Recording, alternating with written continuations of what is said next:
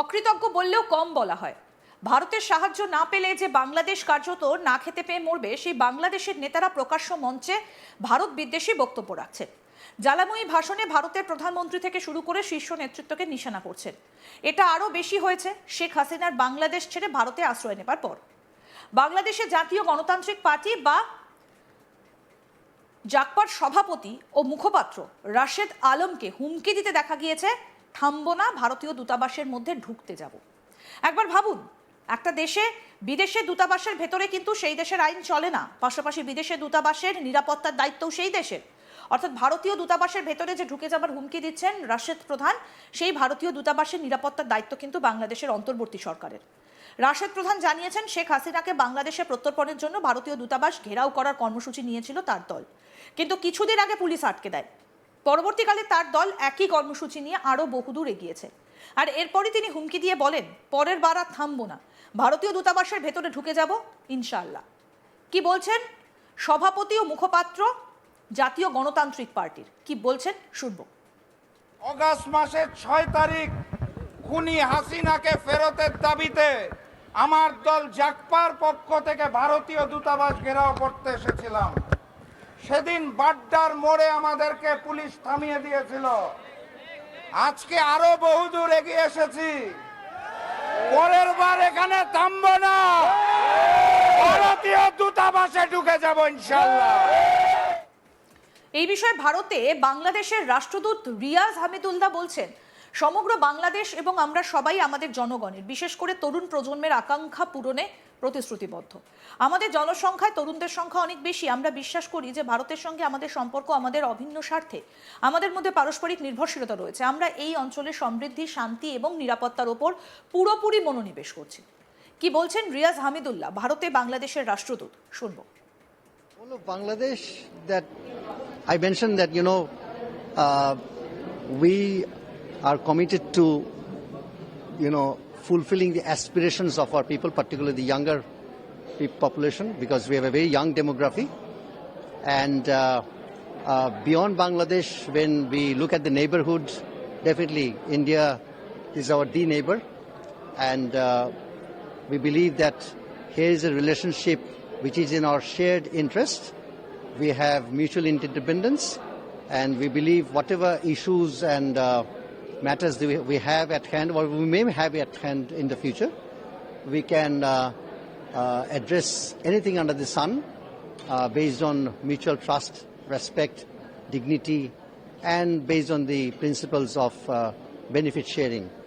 So that's the message, that we are fully focused on our prosperity, peace and stability in the region, and we, as much as it's for us, it's also for people around us, so that we all can prosper and live in harmony together.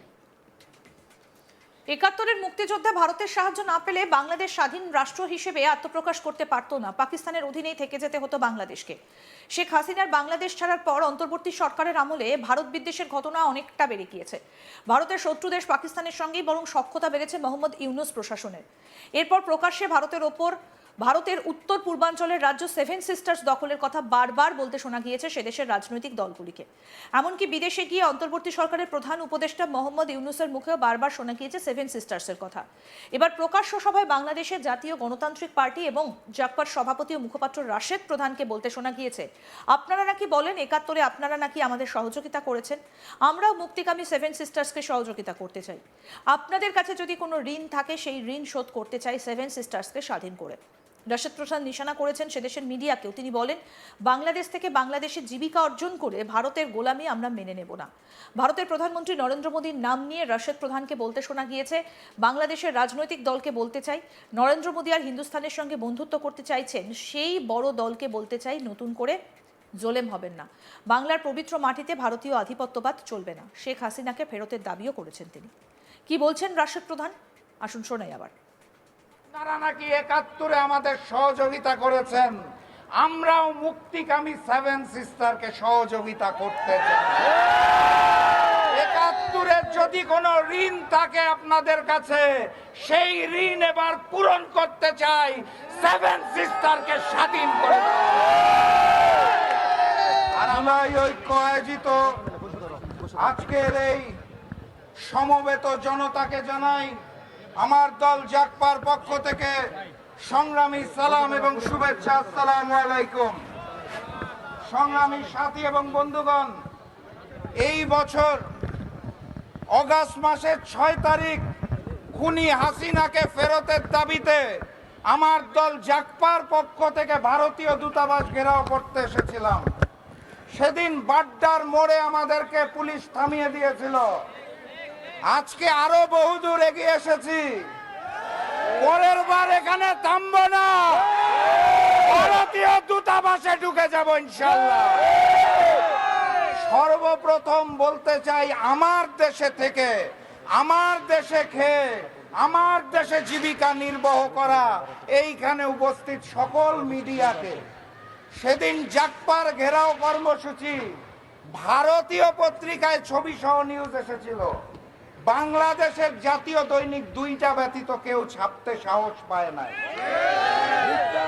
2টা national television ছাড়া কেউ footage দেখানোর সাহস পায় নাই।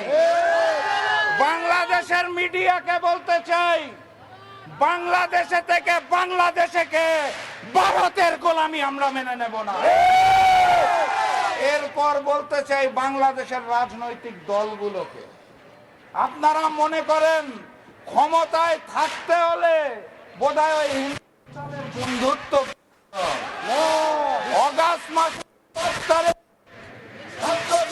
প্রমাণ করছে এই বাংলাদেশে ভারতীয় আধিপত্য চলবে না, চলবে না।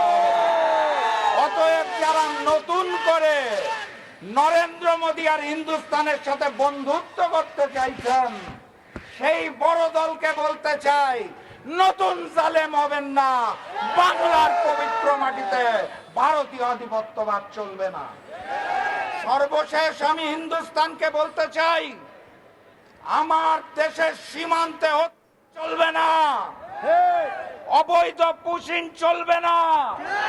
54টি অভিন্ন নদীর পানির ন্যায্য হিস্সা লাগবে। খুনি হাসিনাকে ফেরত দিতে হবে। হাদির উপর আক্রমণ করা সন্ত্রাসীদের আপনারা রক্ষা করছেন, তাদেরকে ফেরত দিতে হবে।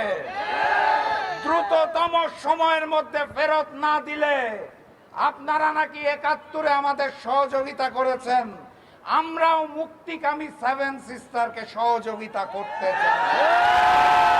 71-এর যদি কোনো ঋণ থাকে আপনাদের কাছে, সেই ঋণ এবার পূরণ করতে চাই। 7 সিস্টারকে স্বাধীন করে দাও।